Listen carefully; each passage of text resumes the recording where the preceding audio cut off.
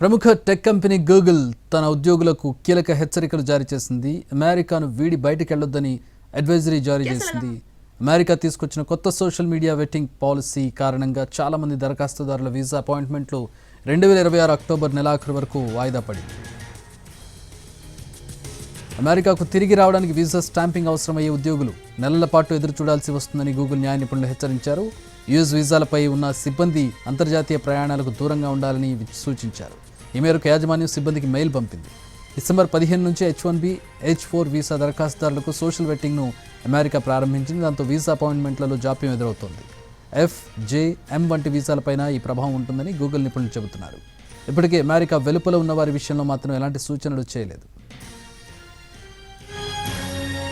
కొత్త వెట్టింగ్ విధానం వల్ల వీసా ఇంటర్వ్యూలను వచ్చే ఏడాది ఫిబ్రవరి, మార్చికి రీషెడ్యూల్ చేసినట్టు ఇటీవల అమెరికా ఎంబసీ అధికారులు వెల్లడించారు. ఈ ప్రక్రియ మరింత ఆలస్యం అవుతున్నట్టు తెలుస్తోంది. ఇంటర్వ్యూ తేదీలను అక్టోబర్ నెలకు వాయిదా వేసినట్టు తెలుస్తోంది. వీసా దరఖాస్తుదారుల సోషల్ మీడియా ఖాతాలను క్షుణ్ణంగా స్క్రీనింగ్ చేసేందుకు అదనపు సమయం పడుతోందని, అందువల్ల ఇంటర్వ్యూలను వాయిదా వేస్తున్నట్టు అమెరికా అధికారులు చెబుతున్నారు. దీంతో దరఖాస్తుదారుల పరిస్థితి గందరగోళంలో పడింది. ఇప్పటికే అమెరికాలో ఉద్యోగాలు సాధించి ప్రయాణాల కోసం టికెట్లు బుక్ చేసుకున్న వారు ఇబ్బందులు పడుతున్నారు.